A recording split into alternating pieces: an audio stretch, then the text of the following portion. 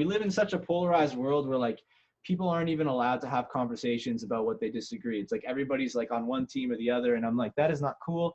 We need to have discussion, and so happy to welcome you to come and have a talk, man. So tell everybody a little bit about yourself and what your thoughts are on the whole vegan thing, dude. Yeah, man. I mean, I'm probably less controversial than you think.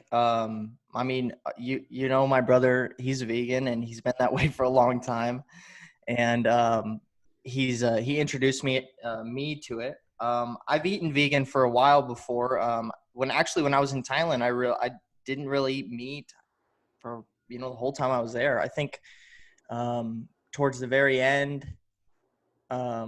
I ate a little bit of some sushi or something like that, but for the most part, yeah, that's I am pretty familiar with it. I think probably more than most. But I wouldn't say I'm a wholesome believer of it. I have different views on it for sure. I grew up as in the this area. I grew up in Texas in the South, anyways. So obviously we've got a long history of hunting and things like that. So not to throw the tradition game right out in front, and I'm not necessarily a wholesome believer, and that's why something should stick. But at the same time, it is a little it is kind of part of my background. So sure. Yeah, fair enough. And a lot of people, I mean, on TikTok for sure, I get a lot of people who are commenting. They're coming from a place where hunting is like in their family, in their culture. Of course, like with cuisine, it's in like basically every culture around the world, every family around the world. It's very unusual for anybody to be, raised vegan or whatever. So, so how do you think about like the ethical components of, I mean, I guess you said that you're basically sold on, veganism being important, but I mean, I guess what is it that keeps you from saying, look, I'm going to be vegan. I'm not going to participate in like anything. Like I know, like maybe you could describe where are you at now? Like, do you like, how often would you say that you do things that would be considered not vegan? Like, and what are those things? What are those things? Over the last, I think 3 or 4 months, I've been a lot looser than I usually are. But typically, I eat meat, usually fish or things that I have hunted, 3 or 4, maybe 3, 4 times a week. I'd say on average, that's usually what I do. Most of my meals are vegan. Most of my meals are, pad thai tofu or whatever, so I guess that's, but I do still hunt. Now hunting season's only, some of the year or whatever. It's only in the fall for us. So, and well, I guess fall, spring, but depends on what you're hunting. But I do still hunt, and I guess that's kind of my view on it. As far as I do think it's important, like you said, but yeah, I still do hunt and make those choices to continue doing that. So what do you think when vegans say, when people say, oh, you're a murderer, like they talking about hunters being, some of these, I had a guest on the podcast the other day, and he said that hunters are the most cowardly people on the planet. How do you respond to someone saying that? I mean, I'm okay with it. I mean, everyone's entitled to their own opinions, and I get it. I mean, it's murder. I don't really see it any other way. I've accepted it.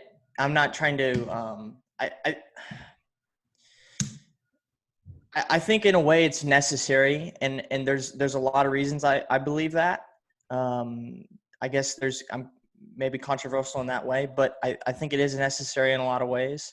In which ways? Like, I'm really curious as to, because people say this a lot. Hunters say that, we need to control populations and stuff like that. So, and like, I would genuinely like to learn more about that argument. Like, what are the ways that you believe we need to be hunting? Yeah. So on that argument, pretty much what I think on that is basically this. Nobody wants mountain lions in their backyards. So we've chased out the mountain lions. We've chased out these animals. So in these parks and these small areas, because deer thrive in the city, in these small areas, basically what happens is the deer pile up, they pile up, pile up, pile up. And then it's just this inbred mess because there's no predators. So there's a lot of issues there when it comes to like population control and things like that. And the reason is because nobody wants their cat or dog snagged up by a mountain lion in Southern California. So on that argument, I think that is a reason behind it. Now, another thing that I think is necessary is we have at the same time, I'm not trying to get in this tradition argument because I don't think it's right to continue doing something because maybe I should line on do not disturb too. Yeah. Might get rung. Yeah. So I don't think it's necessarily right to do something just because it's tradition, but at the same time, and I think everybody can kind of maybe sit at home a little tighter with this argument. In a way, we're one pandemic away from being in a situation where hunting's an important thing again. And there's certain skills and certain things that you don't want to lose. I know that everyone thinks that you close your eyes, you point a rifle at a deer, pull the trigger, and it's over. But that's not really how it works. It's anybody that's hunted knows that even with a rifle, I'm a bow hunter, but even with a rifle, it's a difficult thing. It's not an easy thing to figure out where deer are. It's not like it's difficult to track them. It's difficult to figure out where the patterns are. There's a lot that goes into that. There's a lot that goes into killing the animal and butchering it, and a lot of that's being lost. And like I said, like this is maybe a little more relevant now given the situation, but it's something that I don't think that we should give up, just because we have it good now, and we're in a good life. We're in a situation now where we can just go to the grocery store and it's easy, and the rice is there and the food's there. That's it doesn't mean we're guaranteed that, I guess. And those are a few reasons why I believe hunting is something that we should maintain. Okay, well, let's go back and let's kind of revisit a few of these. So I want to clarify, like, it makes sense what you're saying. People don't want predators in their backyard. And farmers, I think also to add to this, is it fair to say farmers don't want predators, going after their cattle and stuff too, right? For sure. Yeah. And so, I mean, isn't it kind of looking at it like, I mean, do we want to see conservation? Like, do you consider yourself like a conservationist? Yeah, I would. Yeah, I have a pretty strong view on this too. But yeah, I mean, I guess we can unpack that separately. Go ahead. Yeah. No, but just to stick on the topic of because I'm wondering, like, so the concern is if we don't hunt, right? If I have this correct, if we're not hunting because we have removed kind of the predators and like the dangerous animals that normally would be kind of I guess, is it fair to call them apex predators? I mean, I've heard that term. Yeah. You would call them like, we want them kind of out of here. But at the same time, the concern is that if we don't hunt deer, the deer will overpopulate and they'll be all over the cities. And that's the concern?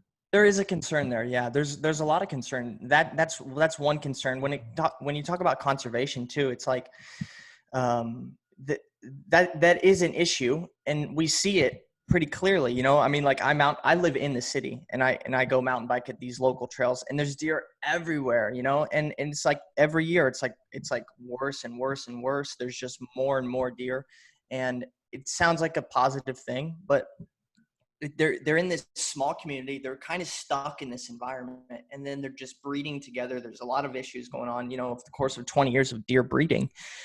There's a lot of inbred issues and things like that. So that is one issue for sure.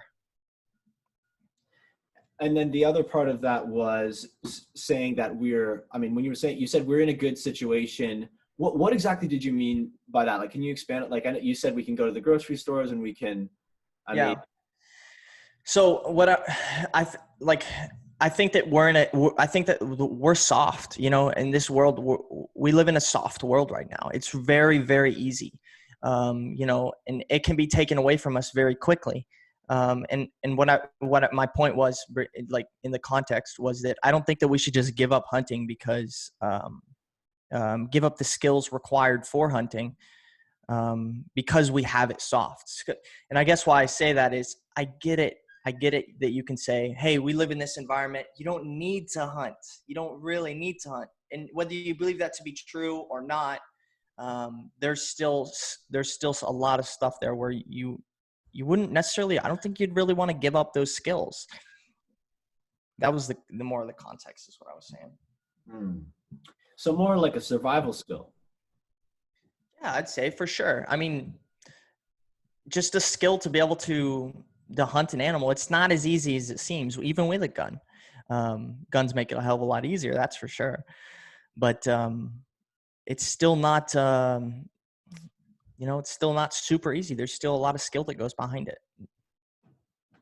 So do you think, I mean, because one of the issues I have when I think about hunting is, I mean, if everybody were to do it, what would that look like? Yeah. Yeah, that's a good point. Yeah, I'd have to think about that for sure. I've thought about that a little bit before, but you're right. Yeah, if everybody were to hunt, we would have issues for sure, you know. But I mean, it's kind of like a what if argument, I guess. But you know, if everybody were to decide they were going to eat more rice tomorrow, we'd be like, shit, there's a rice shortage. And yeah, we'd work on that. There'd be issues, but yeah, for sure. Yeah, I mean, one of the differences might be that, yeah, I mean, I guess when I think about what I want to advocate for, right, like the reason I advocate for being vegan is because in my eyes, if we can, first of all, move towards like a plant-based food system where we are moving away from animal, like, can we say that we agree on that? Like, should we be moving away from industrialized animal agriculture? Like, would you believe, like, would you agree with me on that? I would, yeah. I think that, yeah, I do agree. I'm not, and I'm being a little bit hypocritical here because I still will buy meat a bit, and I still eat meat. It's very rare, and not. I don't want to say it's very rare. I do it, but I've drastically cut back on how much I do it, and then part of that is if I hunt a lot that year or if I don't hunt a lot that year. Yeah, I would agree with you on that for sure. Yeah, man. It's good to find the common ground. And we agree that we want to conserve wildlife. Yeah. And I think one part of that is if we are able to reduce the amount of land that we're putting towards animal agriculture, because it's a huge amount of land when you take into account all the crops that are being grown. Yeah. No, I understand. Yeah. Right. So if we say like, what is it, 50% of the land mass in the U.S., I think, or something like that. So I don't know the numbers, but I know what you're getting at. It's incredible. Like, you know, the grain to feed the animals to feed us. Yeah, I understand that concept for sure. Yeah, and I mean, I guess what I'm thinking is if we value wildlife conservation, like what I would love to see, because I was like thinking about like, where is this going? Like, what happens if I keep advocating for veganism and more people go vegan, right? Yeah. It's the same question that maybe you haven't thought it through. Maybe it's something you need to think through, whatever. But I would wonder what would happen if we really started advocating for hunting and everybody started hunting. I don't know that makes the world a better place. Whereas if everybody goes vegan, I'm pretty positive, because I've thought it through, I think it really does make the world a better place. So because say we move food away from animal agriculture, right? We free up all this land, whatever the statistic is, whether it's, a third or 2/3 or half or whatever. Literally, we can say, let's rewild that land. Let's make that conservation area for wild species. And then maybe we can just reintroduce the apex predators. Maybe we don't need to hunt anymore. Maybe those ecosystems can learn, they can be their own thing. Like, and that may eliminate the argument that we need, we need hunting to keep populations in check. So I don't like, how would you respond to that idea? I have two thoughts on that. Like, I agree with you to a certain extent for sure. That obviously the additional wildlife would be, or like just just land, just to have as, wild land, just to have national parks or whatever we have on it is great. And I think that the more and more we cut back on that, the worse. I will say this, and this is another thing that kind of gets me a little bit too. I think that hunters are the ones that are promoting the most conservation. They're the ones that are spending the money. And yeah, you're right. They're doing it to hunt. They're doing it to maintain hunting. But, I mean, like, you look at companies like Ducks Unlimited and like even like down here, we have like the coastal, like it's more of like a fishing organization. Ducks Unlimited buys land in Canada. I mean, just thousands and thousands, if not millions of acres of land, just to say, hey, don't touch this land. Ducks are going to breed on it. We want to have ducks so they can migrate. So that is one thing. It is the hunters that are putting a crazy amount of budget in. Even on the scale of even more controversial things like big game hunting and things like that. There's some issues there with like the conservation of these animals. It's not a black and white thing. There's a lot of gray areas, but we don't live in this perfect world like with big game or trophy hunting. People go shoot a lion and you're like, what the fuck? Just so that you can take a picture with a lion, the guy looks like an asshole. But the reality is that the lions are there and the lions are being maintained. I'm sure you've heard this, a lot of things. The lions are being maintained and being raised in a way for slaughter, but they're being bred and they're being controlled instead of being poached. And yeah, you're just like, well, if everyone wouldn't be an asshole and just go poach a fucking lion, then we'd be in a better situation. Yeah, I agree, but that's just not the world we live in. And I guess that's why, for me, veganism needs to go beyond just the food system. And for me, it really is humanity adopting a different mentality towards other species. Yeah. And it's a long battle. And I know that. Yeah. I know that. But to me, it seems right. It just seems right. Because when you think about it, do we really want to be a species where the only reason we value other species is so that we can keep them to enjoy murdering them? That's the only actual financial value of conservation, is so that we can enjoy murdering them. Like, how does that sound? Does that sound like the best of humanity? Of course not. But I maybe call me a doomsdayist, but I just don't see a change. I see it more as a life and death thing when I look at hunting. You talk about the ethics, right? And I do see it as murder because it's defined as murder. But at the same time, I see it as a food source. I see it as a life source. So I definitely look at it a little bit differently than you, but I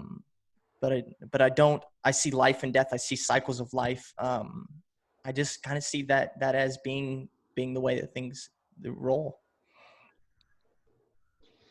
Yeah, I don't know that it lines up for me. I mean, I guess, and like I say, I think there's a lot of different things at play. Like, you have your own philosophical perspective, and I need to learn more about conservation because, as you say, I mean, I know about the International Anti-Poaching Foundation. I don't know if you know about them and Damien Mander. I've heard of them, but no, I don't know anything. I'm not knowledgeable on it at all. So there's this guy, right? Damien Mander, and he's gone to Zimbabwe and he's set up an anti-poaching team of females. Yeah. And they're like the most effective in the whole world, apparently. Like, they're just crushing. I've heard of this, yeah. Amazing story. And like, I don't even want to tell it because I think there's a documentary coming out and it's like, look it up yourself because it's just epic stuff. But, that idea of like, it just takes a switch, and it takes people to, like, I mean, you say, you don't want to be a doomsdayist or whatever. And like, I'm saying, look, I know it's a long mission to get this stuff changed. Like, I know, but I think really it is just about, when you look at, I was talking to Paul Bashir on another episode that hasn't been released yet, but I had a conversation with him, and he said, and he's absolutely right, veganism is in the early stage of being ridiculed. It's like, it really is like what humanity is not all about suffering, and like that's really not the best of humanity, right? And then you look back in society and just how we've had somewhat of an evolution of morality, right? And I think that, the way that we treat other species, the way that we treat each other still needs work, right? The way that humans still treat each other, that still needs work, but we're making some progress there. And the way that we treat animals is still in the stage of ridicule. Like the way that we treated other humans used to be in the stage of ridicule, right? It used to, like, people would laugh at you if you said, that slavery was wrong or whatever, right? It used to be ridiculed. And then now it's at the point where, animal rights activists, of course, get ridiculed a ton. But so it's early days, but I think it is possible to imagine a future where it becomes the norm to want to respect the rights of animals, at least to live a life free of harm and suffering, inflicted unnecessarily by humans. Would you say that it's unnecessary? I mean, do you think that it is necessary to hunt and eat meat? I mean, or is it just more of like are you thinking more of a doomsday, like maybe I'm going to have to because maybe everything falls apart and I have to hunt? No, see, I think my opinion on that is I'm not a scientist. I've read so much information, whether it's for or against veganism, whether it's, how not to die or those kind of books. And then on the reverse side of things, read a lot of information about eating meat. And it is conflicting. There's a lot of conflicting. It's not black. It's not super black and white. I'm not going to sit here and act like I'm a scientist and I know everything and every little detail about the human body and how, amino acids are processed or something. But at the same time, I think that it can be a little conflicting with, I guess it can be conflicting on which side of the spectrum you want to go on, whether it's like, is it better to eat meat or is it worse to eat meat? I see both sides, I guess, in a way. I don't know. Yeah, I don't know. I take issue with that, man. I mean, I respect the opposition. I really do. The people who are out there trying to say, is meat necessary? Is it healthy? Is it actually adding to our health or is it taking away from our health? I respect that there's a debate. I really do. Yeah. But having looked at the evidence and the weight of evidence and like who's done what studies, and look, it goes both ways. Like there's science right now, I think is in general is in not a great place. I think that there's too much money funding studies that are ridiculous, only done to show an agenda. So but having considered all of that, I still think that it is quite, and again, I respect people who disagree, but I mean, for me, it's weighted, you think? It is what I think. I really think that the weight of evidence is in plants, and that, if the more animal products people include in their diets, the higher their instances of various diseases seems to be. And it really does seem to be a matter of people who are eating more plants are healthier. Yeah. I mean, I'm not going to argue with that. And in a sense, I don't know that eating animal agriculture meat, and this is hard. I almost feel a little like torn to have this argument because I almost feel like I'm advocating like animal agriculture, but I don't want you to get that impression. I don't want anyone to get that impression because I'm really not a fan of it. So I'm really not. And while I'm not perfect, I still buy meat on occasion. I honestly, like, when I go through the grocery store, I don't even go to the meat area. And it's just not something that I do really it's very inconsistent. So it's almost like we're having two debates here when I talk about this. I don't want to like sound hypocritical in a way that's like, but at the same time, when I do talk about kind of being an advocate for eating meat, I guess, in hunting in general, I'm talking about that. And I'm not talking about, I guess, animal agriculture, which I do think there's got to be some changes there. There's just no way we can maintain that with like the amount of disease that's going through those farms and things like that. It's just, it's ridiculous. And yeah, and I think it was good that we cleared that up earlier. People maybe joining a live or whatever, but we're both, we both agree that industrialized animal agriculture is not good and not a thing that we want to support. right? Yeah. I mean, we're in agreement on that. But that was more just to clarify in hunting, like the reason to hunt. If you like, is that part of the necessity that we need meat for health? Like, and maybe some people will say that hunted meat is healthier and all of these things. And that may or may not be true, whether depending on where the animals are from. But I mean, I think that animal protein in general, regardless of the source, animal protein and a lot of the other things that are found in meat, they're there. It doesn't matter whether it's factory farmed or not, right? So I guess that's. But are you still like? Is this? Because I mean, one thing to me, it's so obvious, like the funding that's gone, from animal agriculture to try to make these studies that you were referring to earlier, right? It's money from animal agriculture that is funding these studies that apparently goes against the science showing that plant-based diets are better for us and we shouldn't be eating any animal products, right? So I guess kind of where I see a bit of an issue is you're saying hunting may be necessary for our health. It is, you're sort of alluding to the fact that maybe it's inconclusive, the science. Is that fair to say? I believe so. I mean, like I said, I'm not going to sit here and act like I'm a scientist and I know all the details, but Yeah. And I've seen it where, I read a fucking article and then it's like published by whatever agriculture. And I'm just like, oh, okay, that's fucking retarded. But I would say, yeah, I would say that's truthful. I'm not entirely 100% convinced. Do I think that going to McDonald's and fast food places is working for people? No, absolutely not. I don't think that that's even close to something that's going to be beneficial for their health. But I don't know. I do feel like there's a difference, even just personally, whether I'm eating the food that I've hunted or whether I'm eating, agricultural type meat. It's there. I feel like there's a big difference there and just how I feel. So, but like I said, that's just my opinion. I'm hyper aware of how I feel and what, when I put it in my body and how it's making me, if it's making me feel bad, is it making me feel better?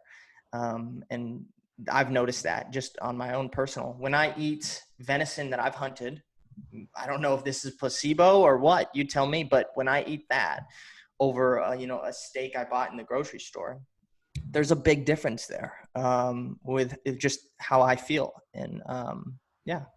So I would say, in my opinion, it's inconclusive. Yeah. Yeah, I think I think that. Oh, sorry. Can you still hear me there? Yeah, I got you. Yeah, the issue that, again, so I guess what I was trying to get at is that the doubt that you have perhaps about whether a plant-based diet, like a 100% plant-based diet, is indeed the healthiest, right? The doubt that you have coming from studies that are funded by big animal agriculture, to me, that I don't know how, I don't know. I feel like that's, you might want to consider that. Like, I could, but I think a lot of it also, person, like I just said, and it's like nobody else can have this experience too, but I understand how I feel when I eat that meat. So it is partly on my own personal opinion and just my own thoughts on it, right or wrong. But I see, but and I'm not saying that all the articles that I've read are coming from animal agriculture funded organizations, or but then again, I'm not gonna. I can't get in this game with you to say I'm gonna link you this article and this came from this and that. Yeah, I mean that's the thing though, is like, to me, when I saw the episode of the Joe Rogan podcast where, do you listen to Joe Rogan? Maybe you're. Yeah, I do. Yeah, periodically. So this was an important moment for me when I saw, because I heard Game Changers came out, right? The movie, The Game Changers, and there was all this talk about it, and then what was his name? Chris Kresser. He goes on the Joe Rogan podcast and apparently debunks the science in the Game Changers movie. Oh, okay, yeah. I know what you're talking about. I didn't watch it, but yeah. I mean, maybe I would highly recommend you check that out. But anybody who hasn't seen it, but like I'll just give the sort of summary of what happened, right? Is I start getting all these messages from people saying, "Oh, have you seen Chris Kresser debunking Game Changers? The Game Changers has been debunked. It's done." It's like, that's not horrible. Like, it's a done deal. So I'm like, I watch that podcast, and I'm just going the whole time, this guy does not know what he's talking about. He does not know what he's talking about. He's only on Joe Rogan because Joe is like pro hunting and pro meat. Yeah. Having him on to give him that platform. But I'm just like, this guy doesn't know what he's talking about. So that's how I respond to everybody. This guy, he does not know what he's talking about.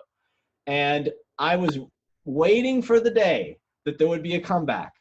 And then James Lightning Wilkes goes on. He's invited on to defend the film with Joe Rogan and Chris Kresser. One of the directors, right? Yeah. Yeah. Yeah. So it's, you've got the guy defending, the guy who's done the debunking, and you've got Joe. They go at it for like whatever it is, 2.5, 3 hours. They fact check everything. They get everything straight. Everything that he said, basically all of his main points, that he just systematically went through and showed how the things that Chris Kresser was saying were factually incorrect. And after I saw that and I witnessed to me that it's just, and I understand, like, I empathize with your position. I empathize with people who have the position that, like, oh, we're not sure about, whether or not we need meat, or whether, and, people have their own subjective experiences of eating meat and, feeling better.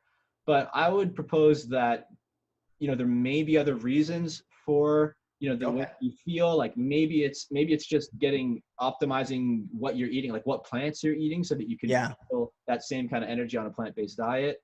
But for me, and again, like, I just want to have a conversation with. I think it's great we're having this conversation, and I would love for you to, I wrote down some of the resource, like some of the the Ducks United, like stuff like that. Like, I want to learn from you, and if you take anything from this, that might be something to check out. Is that Joe Rogan series? I would recommend maybe just watching the second one, because they basically talk about the first one in the second one. Actually go over it. So I saw this people posting on this, but I didn't watch it, so no.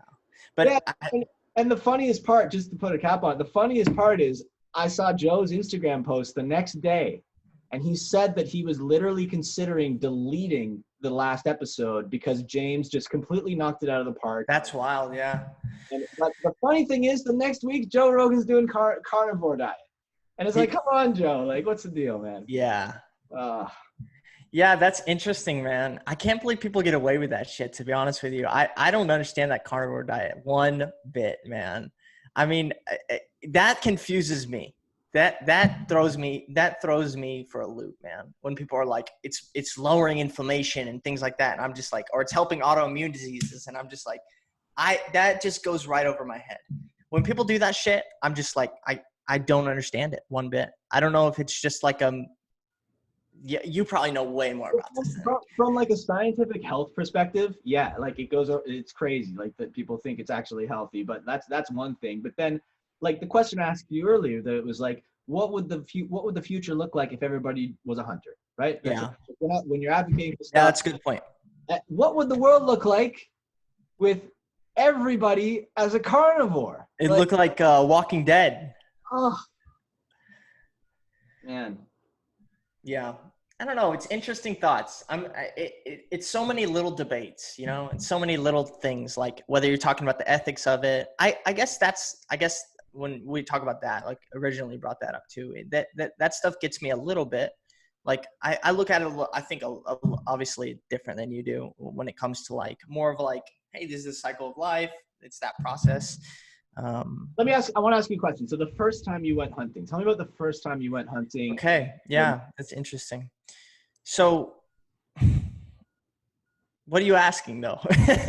So I guess what I want to get at is that, like, most people, like if I were to go hunting, or if I were to imagine most people going hunting, like, say they're a kid, or like even if they're an adult, I would imagine that there would be a certain amount of, anxiety or anticipation, excitement. And perhaps, I've heard stories of, how people felt when they actually, the first time they killed an animal. And like, I'm curious if you could maybe just share. Okay. So I I can tell you straight up, the first time I remember killing deer, I was like, damn, that was weird. Like, that was just strange. It's like I took that deer's life, you know? And I mean, it's just common anytime you take someone's life or take something's life. It's like, obviously, but I guess where I'm getting at is, uh, I, I don't know if that was just, in a way, I'm almost like, I don't know. I guess I look at it a little differently there too. Like because humans have the ability to be empathetic, and I know from your standpoint, you're saying, well, then be empathetic, you know.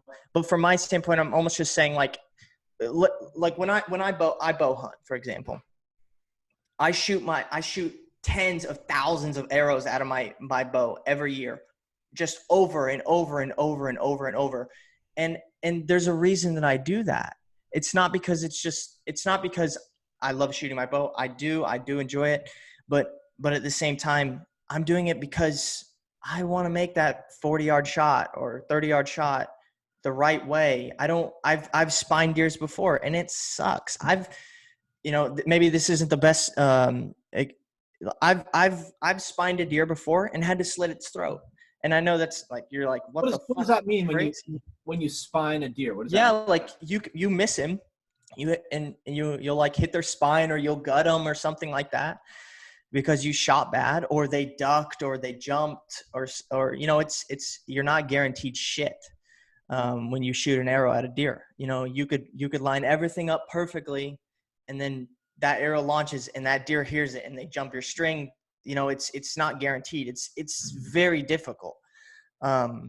So spining is like when you hit the spine and then it breaks its back, and like in most situations, if that happens, you can just shoot another arrow in the vitals and then that's it. Like they hemorrhage out pretty quickly. And to be honest with you, bow hunting is actually, there's a reason I actually prefer bow hunting over rifle hunting. Shooting, like for me, rifle hunting is easy. I was a Marine. I can pretty much hit anything at 500 yards, like a man-sized object at 500 yards, within there, at least like in the right position. So especially with like a better, like a really good hunting rifle, it's very easy to do it. Bow hunting is extremely difficult. It takes a lot of skill to shoot. And I practice it constantly all the time. But bow hunting, rifle hunting, to me, it just, I guess, let me speak more about bow hunting. Bow hunting is just you shoot that arrow at the deer.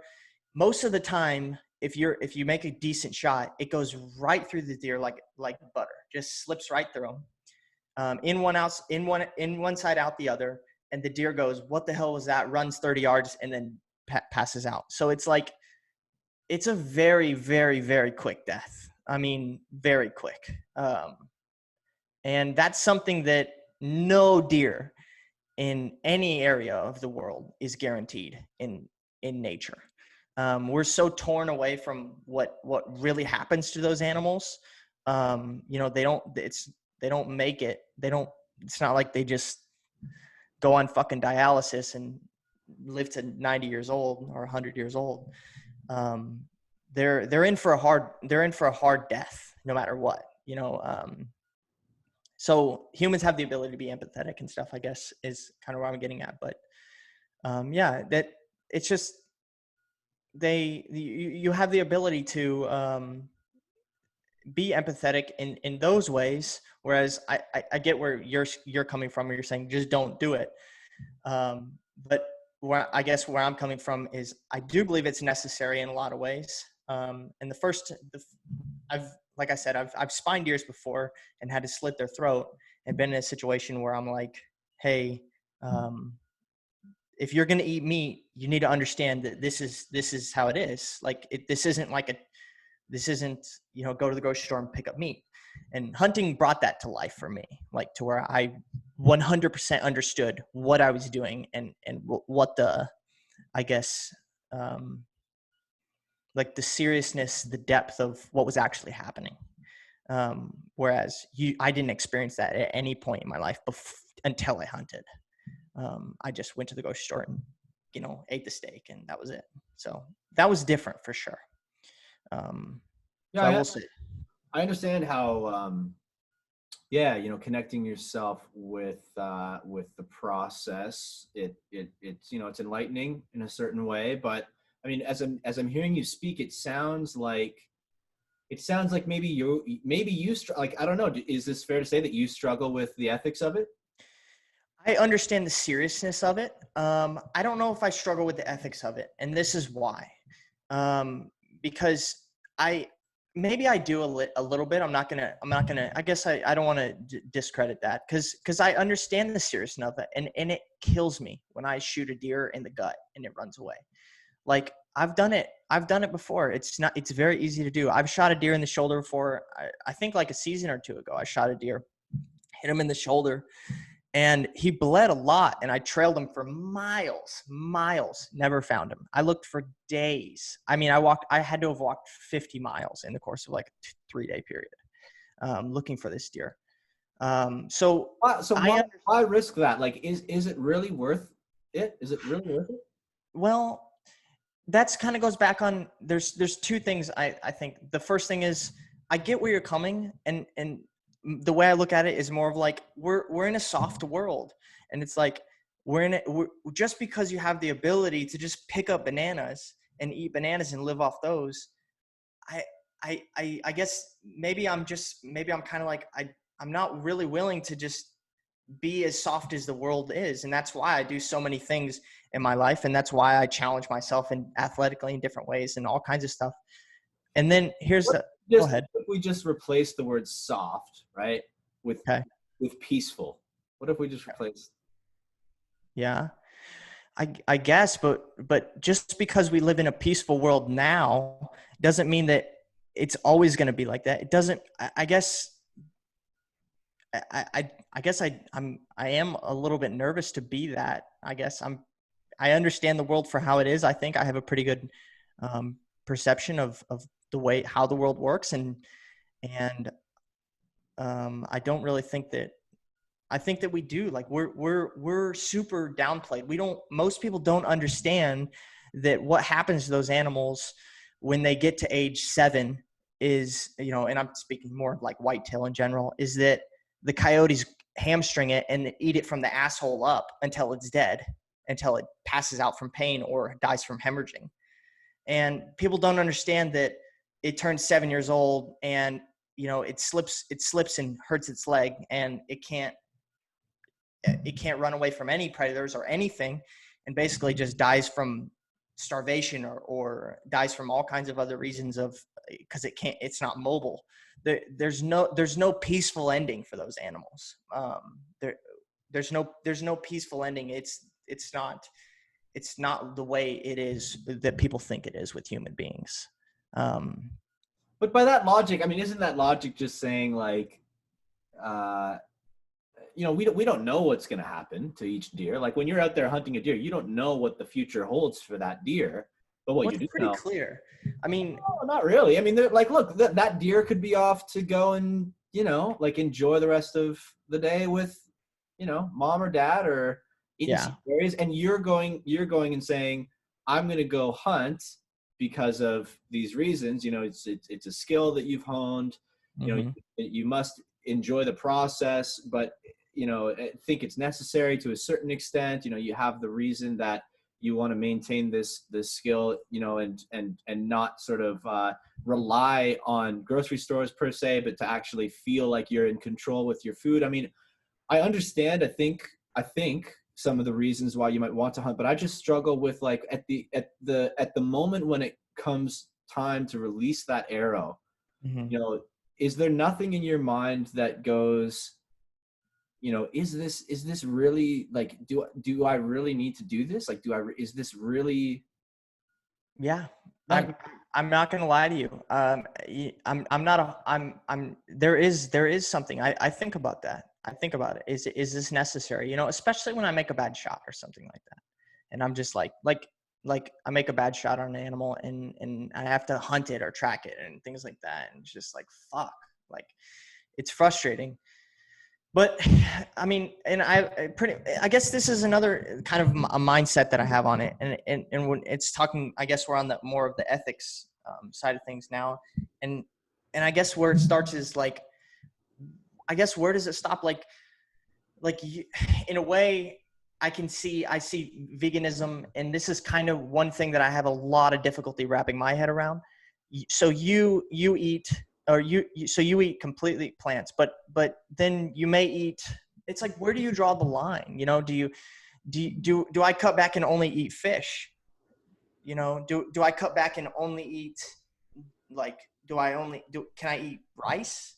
Can I eat, like, I guess where do you draw the line? I mean, this is an interesting question, and I think for me, because I've thought about it, right? Like if you look at life in the sea, for example, or life, like, you know, bugs get smaller and smaller and smaller, and like, where do you, you know, how do you, you know, where's the difference between animal and like bacteria and like, you know, shellfish, like maybe animals, very small animals that like, could you really say that they actually have, you know, feelings and all that? Where do you draw the line, right? And I don't know. I don't know the answer. I mean, some vegans would say, look, animals, if it's classed as an animal, it's not vegan. And to me, that seems like a good rule of thumb.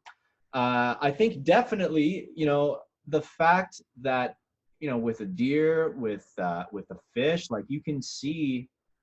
I, I think a good rule of thumb may be this, right? If we can observe, uh, and like I get like my brother got bit by a tick.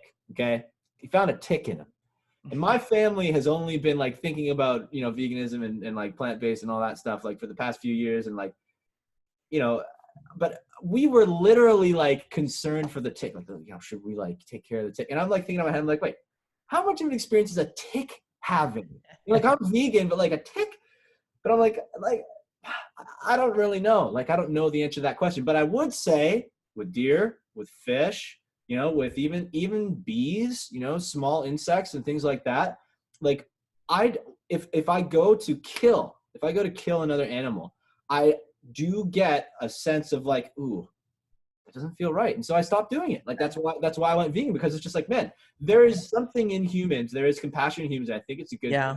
I think it's a good thing. And I think if we lean into that, we create a better world. And if we build up excuses and try to justify violence, you know, because I mean, I think we all would agree that, you know, eating an apple, chomping on a carrot, I've never in my life met a human being who actually stops and says, oh my God, like I feel guilty for eating, like, you know what I mean? So Yeah. if that makes sense. I don't know if that fully answers the question, but I, I get what you're saying.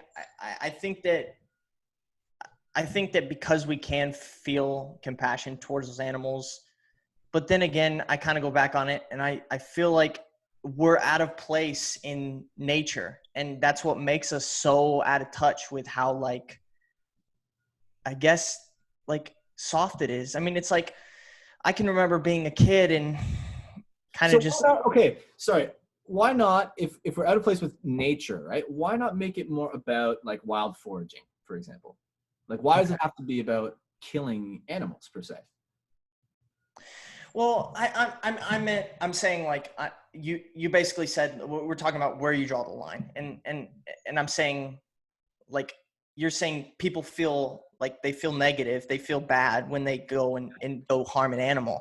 And I'm saying, I feel like a lot of that comes from the fact that for some reason size has something to do with, like, you see how people have so much crazy passion about people that kill a large animal like an elephant, but then, or a whale, even a fucking whale, and and then they don't give a shit about.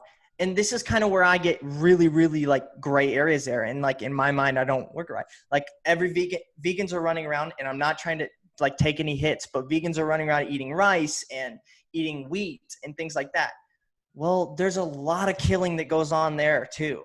And I'm sure you know this. I mean, like, even just taking down, you know, a right, like, even taking the rice or whatever they do, if they're burning the rice fields, they're taking the wheat from the fields. There is a ridiculous amount of killing that goes on there, whether it's rabbits and squirrels. And I mean, this is an important point, and I think that in all agriculture we need huge like changes, like the way Yeah. that we grow food. Period. Like I think get away from animal agriculture for sure entirely. To me, I'm like it's completely unnecessary. We don't need any animal agriculture. Let's look at restoring wild ecosystems for animals. Let's rethink our relationship with animals. When it comes to plants, yeah, you're absolutely right. Vegans who walk around like there's absolutely nothing wrong with plant, like agriculture, like the way that we're growing plants. Like there is, there's problems with the way that we approach that. Like there are animals that are killed. Now, I think based off of what I've looked into, that this fact is being largely exaggerated. The amount of animals that are, that are killed in crop deaths and stuff like that. Like for example, there's a paper I read where they literally just like measured the amount of animals that were in the, in the area before and after harvest. Mm-hmm. Of course, there are way more animals in there before harvest because there's food there. After harvest, there's these huge turbines going through. Like, do you think animals are stupid? Like they run. They're all killed. The birds are killed. The rabbits are killed. They're either killed or chased out. And I understand that. Chased out. Where I'm getting at is where's the line? If I decide today, and if I decide and you convince me and I say I'm going vegan and I'm doing it, but what's that mean? Does that mean honey? Does that mean rice? Does that mean vegan but no rice? There's always this line in the sand that's being drawn with vegans, and it's like a lot of raw vegans. I don't know where you're at, like, but raw vegans would look at you and be like, "What the fuck, you piece of shit," And there's so much. I guess that's one thing, and then I've heard someone say the argument of intention. Right? It's your intention to go kill that animal. But Right. Then again, I don't really sit with that because then at the same time, it's like you have intention to drive a car. You're going to kill bugs. You have intention to eat wheat. You have intention to ride, whether it's riding your bike and I know those are problems, and it's not the root problem. It's not animal agriculture. Like it's like you're trying to take a fraction of a % of the problem and say it's the problem. But I'm speaking on the term of ethics when I'm talking about my mindset of the situation. Yeah, I mean, if you look at the root cause of it all, like I say, it's all about how we view animals. That's the root cause, right? It's about how we treat other species. How are we as human beings valuing the experience of other species? And that's the root of the problem. But when you talk about intention, I think it does matter because, if I go out and I ride my bike, or if maybe driving a car is a better example, right? If I go drive a car, there's a chance that there will be an animal that runs out, or, probably for, like bugs on the road, like it happens, and is there no difference between, running into a deer Mm-hmm. and taking the steering wheel and chasing down a deer and running it over? Like, is there no difference there? Yeah, there's a difference for sure, but you're still hopping in the wheel knowing that That's life though, man. That's life. Like literally life. Like I think it's about having the mentality of, first of all, having the mentality of valuing the experiences of other species. I think that's the first part, right? And then the second part is saying like, look, we have to go about our lives. I mean, unless you want to be a monk and sit in a tree. Like if you want to but how much are you willing to take? And we do have to go about our lives, yes, but at the same time, it's like, where's the line there? And I get it.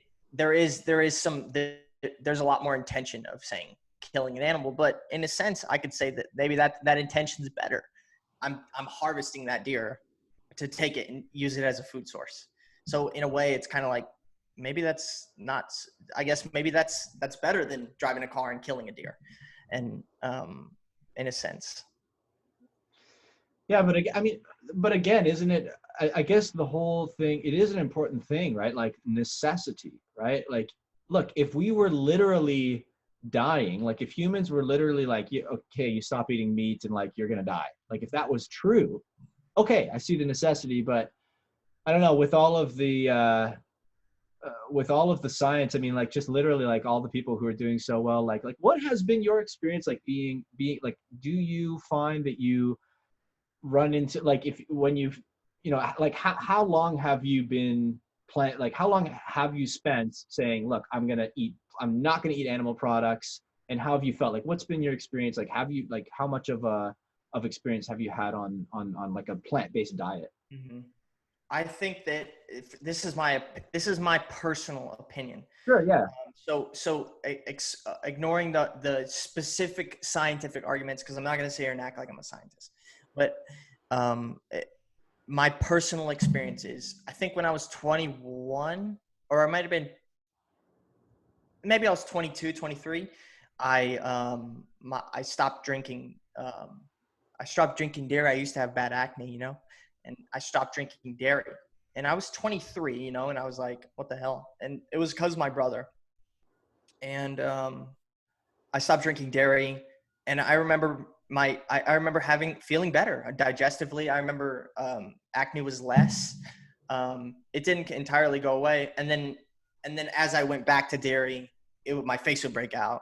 It was just that common things.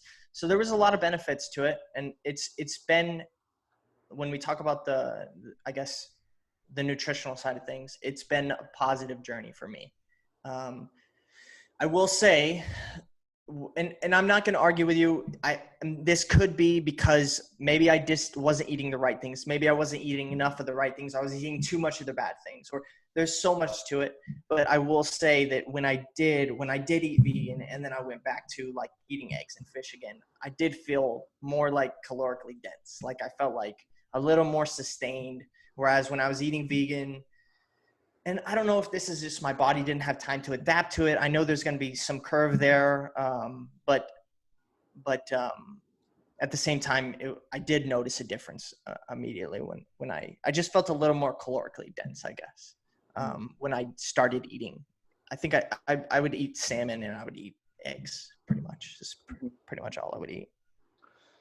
Yeah. I mean, I don't want to totally, like say that, you did everything wrong and I need to, it doesn't bother me. I'd even try it again. I have nothing against it really.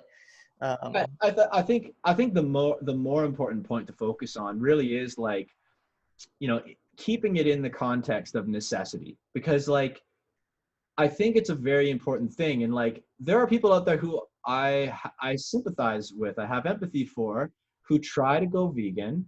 And this is the point that I will say, there is a lot of bad advice out there who are, everybody's talking about restricting calories and stuff like that. Look, if you restrict calories on plant-based diet, that is a recipe for failure. Yeah. End of story. So that is a huge thing. But let's say, like, because I do feel for people, like I said, who would go vegan for ethical reasons. They try to eat a plant-based diet. Maybe they follow bad advice. They ethically want to be vegan. They run into health problems. Like it honestly, it happens not that often, but it does happen. And you get people who, they go back into eating animals or whatever. And, I do have empathy for those people because like I said, I think there's a lot of room for more responsible advice. Let's put it that way, to be given on how to follow a plant-based diet. I think that's something that could be improved upon. Having said that, I don't think it's rocket science. I think that as long as you are, because as you said, the main thing was caloric density. So as long as you're, I think a good place to start is to, if you're, getting your blood tests, and if you have a doctor who's, plant-based friendly, who understands that you can be plant-based and healthy, and you work with a doctor, that's a great starting point.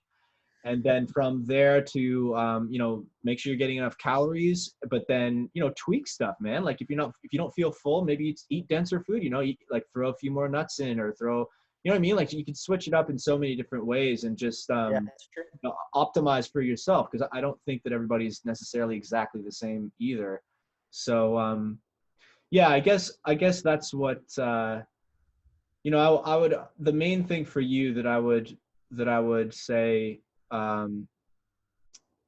perhaps you might want to think about is just like watching that Joe Rogan episode, getting a bit more, getting a bit more informed about the science, and like, but most importantly, man, like, is just the question of the ethical dilemma that you said, you said yourself, you're not going to say that you don't have any, No, I ethical don't need to. considerations, I don't right? have anything to hide. No, man. I'm pretty, I'm an open book. I still think about it often, Yeah. especially when I make a bad shot. That's just kind of like, I'm like, shit. Like, did I really just do this? Yeah, man. So then for you, I guess like you have to weigh it up. Like given the fact that maybe let's say you go plant-based, you say, look, I'm going to go plant-based. I'm going to optimize the way that I feel. And like, if you get to that stage where like you're completely healthy, you're feeling good, you're not having any issues, maybe that is, I don't know, if you think about that, like, is it then still worth it to try to somehow justify? Because for me, it's just, I have a hard time justifying the necessity of it. And I know that you still feel as though there is some reasons for it. And I understand that, we may not agree on all those Yeah. reasons, whatever, but yeah, I mean, most importantly, dude, I think that it's like, I just want to say, because you're a great guy for coming on, and like, you are an open book, and you're very genuine. Like you say what you think, and you're open for a discussion. So like, I just want to, yeah, give you mad props for coming on. And man, I appreciate it, man. Yeah, for sure. yeah, dude, and like the whole idea is to have discussion, as I said, and like have to view, and to be able to discuss it. And yeah, I think we've done that, man. And I think we've had a good conversation. What do you guys think? We've got TikTok live, we've got Instagram live. What do you guys think? Vegans can pack on the calories and get full. Garden of Chill says. Yeah, I had that. That's one thing I really did. Like, I would eat so much food. I mean, partly it's because I was biking freaking 15, 20 hours a week or whatever it was, and it was like, man, I would eat. And then I would eat like 2-3 dinners or something like that. I mean, I ate so much food, it was ridiculous, and that's obviously going to be hard to fill anyways when you're blowing through, 600-700 calories an hour or whatever it is on training rides or whatever. And, it's 800 calories an hour even. So, but it was hard to get the fuel in for me. But at the same time, I think it was doable. And then I only did it for like maybe 4 months. So, but almost completely, I can't remember ever eating anything. I think I ate like a biscuit or something once and had milk in it or something like that, like something simple. But yeah, I mean, like on the topic of purely, because I think, whenever we're talking about diet and stuff like that, I always want to like put the caveat in that it's like, it's not really the main reason, right? Like the main reason for being vegan, as I said, is to sort of, rethink our relationship with other species and how we value them. But having said that, when you go plant-based, I think there does need to be, well, it's not just, I think you if you're eating different foods, like your microbiome, your digestion is used to eating those foods. You are most efficient at eating the foods that you've been eating, right? yeah, even if they're bad, right? Yeah, and so when you change your diet to a healthier diet, they're like, or even to an unhealthier, like when things change, it takes a while to adapt and stuff like that. So yeah. Yeah, there's a lot to it. And I know, like, we haven't even said, but you know how to ride a bicycle, right? yeah, I can pedal, I can push bike. So Yeah, like, no, like big time. Like tell people what, like, where you're at, because you're quite a cyclist. So what? Yeah, I race locally here at the elite level, and then I'm working my way up. Hopefully, I can get be able to race with the big dogs at national level in the next year or so. I got ran over by a fucking car last year, so that didn't help things. But yeah. And then I'm dealing with a few little injuries. But yeah, I can push a mountain bike forward for a period of time, 90 minutes. So. Yeah, man. And like, just coming back to, I know we already talked about it, but like, you're an athlete, I'm an athlete. Yeah. When I race, I'm promoting veganism. Like, that's a huge reason of why I race, because I want to see it, because I think that if people go vegan, we make a better world. And I mean, like, dude, that's the thing too, man. You're an athlete, you have a platform, all it would take for you to say, look, I'm done with this hunting thing. You've got a So I want you on the team, man. I want you to come over and I just can't. I just have difficulty wrapping my head around, I guess the entirety of it, like the ethics, kind of where I was saying, like, where's the line? And it's like, is the line intention? I don't know. Is that because it's like, that just means that in some way you're almost like, you can just be like, no, but I'm going to do this though. And then it's almost like ignorant intention.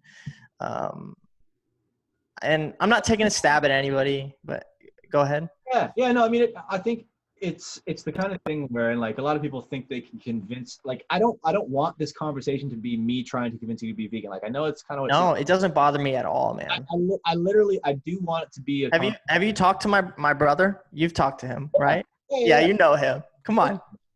I mean, you know how he is. He'll tell you. He's me and him have talked about this 1,000 times. 1,000 times. So you really think, I mean, what is it about that? I mean, is it about being consistent? Like, are you worried that if you say I'm vegan, I'm not going to be logically consistent in some way? I do feel like that is part of it. I mean, most people that know me close, know that I'm just super genuine. I'm very authentic with my personality. Like, I like the idea of being authentic across the board. And I'm not saying veganism is not authentic in its own way. And I'm not trying to say, like, for me, I'm just like, man, do I make this jump? I didn't even know if I would eat, hunt again. And I also don't want to, exclude the fact that, like, I am pro hunting and it's a skill that I have and I do enjoy it. And it is a hobby. Like, I mean, I'm sorry. In a lot of ways, it is a hobby. Like, it's become something that I do so often that it's part of my life in a lot of ways too. So these are huge factors to it too. But yeah, that's kind of where I'm just to I guess clear things up there. It's just like, that's kind of where I sit on it. Like, I'm kind of in the spot where I'm just like wishy-washy about. I'm not against it by any means. And I think that on a wholesome level, I agree with you that going vegan or having the majority of the world go vegan is absolutely necessary. And I've probably adopted a similar mindset to you when I'm like driving by McDonald's and I'm like, are you fucking kidding me? Like, is this really happening? Like people are still doing this, and heart failure is like, like, people get stressed out about fucking Corona, but then heart failure is killing people every 60 seconds or 30 seconds or some crazy shit like that. So, and I've helped hundreds and hundreds of people lose weight. I own 2 gyms. I've worked with hundreds of people. I always advocate a plant-based diet. Always, to some degree. And to be honest, more so than that, just whole foods. I'm just like, eat whole foods, just start eating fruit, start eating fruit and veggies. So, it helps a lot with the weight loss when I just have people eating, a few cups of veggies with every meal. It's like all of a sudden they don't eat. There's so much less calories there. There's so much less everything. So more micronutrients, their BMR goes up, all kinds of stuff. So do you think it's really about the the sort of, because you were saying it's about, where do vegans draw the line, like, being sort of consistent in your philosophy of, like, being vegan, like, are vegans hypocrites, are hunters who care about the animal hypocrites, like, being consistent, like, how much emphasis, like, is that part of it? And then is another part of it perhaps just, you have a social network of friends who are, I mean, I would assume, hunters, or like, people who are hunters, you're in the hunting community. Like, how much does the sort of fear of, if you were to one day have sort of a realization that, like, look, maybe I do want to stop hunting and maybe I do want to be vegan, but, maybe people might think that I'm wishy-washy because I've changed my mind. Like, does that weigh in on you? I don't think as much as you'd think. I've never been a conformist. I've always been a very independent in my thought. I've always been that person to stand up and everyone be like, what the fuck are you talking about? And I'm like, this doesn't seem right. So in a way, I don't really think that'd be the case, but I don't want to also deny that is the way that things are. Like, that is the way that they are. It's human nature, But I do struggle with that. I think when I think about it, when I really, really sit down and think about it, and when I'm tested and when I have conversations with people like you, I say people like you, all funny, people like you. So no, when I with vegans and stuff, when I have conversations about it, it makes me think. It really does make me think of like, where's the line? Where's the line? You know, is it? I don't know. Is it rice? Is it honey? Is it this? Is it that? It's like, there's just so much to it. So, and I just don't know that intention is part of that, but I'll think about it some more. Maybe I'll chat back. I love it, man. And and I don't want to press you to like say that you've totally changed your mind on this conversation. No. But man, you have opened up my mind into the like sort of the reason that people hunt and the sort of mentality that hunters have. And I think that it's hunters. It's really interesting, the relationships that hunters have with vegans, because it's a lot of times I find there's some interesting common ground, and especially in your case, you're like a mostly plant-based hunter. So it's an interesting conversation to have, man. I really appreciate it, and I hope you've taken some things to think about away. And I have, for sure. Yeah, it makes me think on it for sure. Yeah, let's give some love out to Instagram. So, do you want to like plug your Instagram or social media if you have any? Yeah, it doesn't matter, man. I don't know. I'm not on. Do I follow you on Instagram? Or mine's just it's my first name, last name, straight up. So Micah LaJeunesse, but I don't know. Good luck spelling that one. Cool, man. If you I think I follow you on there, don't I? Yeah, I think so. Let me know what you guys thought of this interview. Oh, no, I don't. The mango junkie, thank you for the comments. To bring up slavery and women's oppression, how old are you? I think they're having their own we've got some conversations happening in the comments. What's going on? I don't know. I'd have to read up and see. Looks like they're talking about what's happening in the Instagram comments here, you guys. Someone who's never through real struggle. Yeah, I mean, I guess one interesting point, right, is that because you're talking about where you draw the line. I don't know if you have to go. I don't want to. No, I'm not in a super rush. Yeah, we'll wrap it up soon here, because I got to get to some other stuff, and I know that we want to keep it to kind of a lunchtime thing. But it is an interesting point, right? Because when you talk about where you draw the line, I think that an important point is an ability to suffer. And actually, this book right here, have you read this book or heard of this book, Sapiens? I don't know if you can. No, I can't grab it, but I know it. There we go. Yeah. No, never. So the thing, that book, great book. What did he say about suffering? Yeah. So he talks about, how should we, what should we value? Because he talks about corporations, like as entities. And he makes an interesting point that maybe we should consider an entity's ability to suffer. That's a key point that he kind of illustrates in, I'm actually not sure whether he talks about it in Sapiens or another book, but this guy, Yuval Noah Harari, he's a genius. And I think that he's, what does he mean? I'm confused. So basically, when you talk about where to draw the line, right? I guess his answer would be, animals have an ability to suffer because we can see their suffering. We can understand that they are experiencing suffering to some degree, and so therefore we should take steps to be considerate of their well-being. Whereas a rock, a carrot, they are not capable of suffering. And I know that people will say plants have, plants can, and all the studies that have been into plants.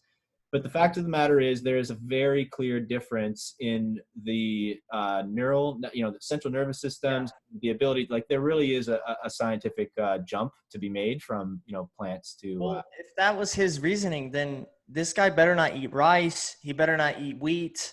There's a lot of things that he wouldn't want to contribute his dollar to, in that sense, if that were the case.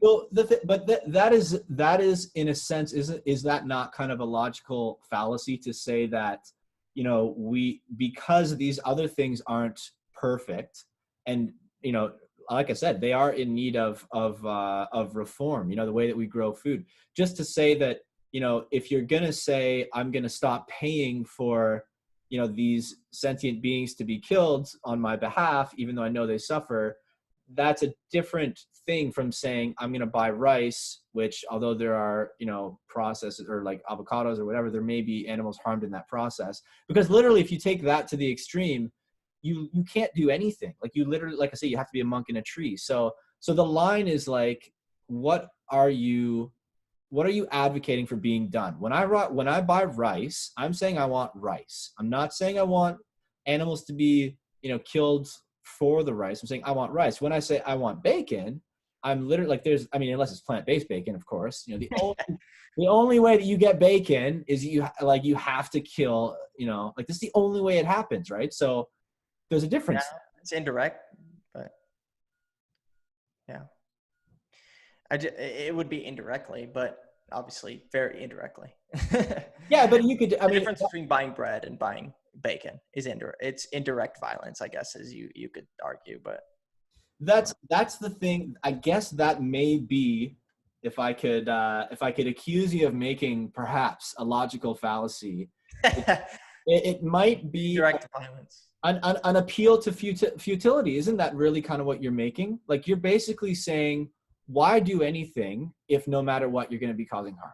Isn't that that's appeal to futility, right? Well, I mean, I guess what happens if you were to run into a dead animal that just died, could you eat it and then you would still be considered vegan?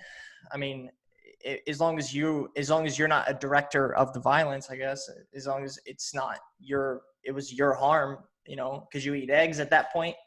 If you just, or, unfertile eggs, there's a lot of arguments there, I guess, but I don't want to, I guess, taint that I do have intention of killing that animal by harvesting that animal. Like, duh, like that's real. And then you do not have necessarily, indirectly or not, have intention of getting rice, and you're not directly intentionally going to kill an animal. Yeah. Right. There's a distinction there too, even though there's gray areas, but it's not perfect. But yes, I understand what you're saying for sure. Yeah, and I understand what you're saying too. I mean, like, and again, it comes back to, with the example of let's say you have a sanctuary and you have rescued chickens from the egg industry, right? But they're still laying eggs. If you're taking care of them, like how? What's your thoughts on that? What do you think?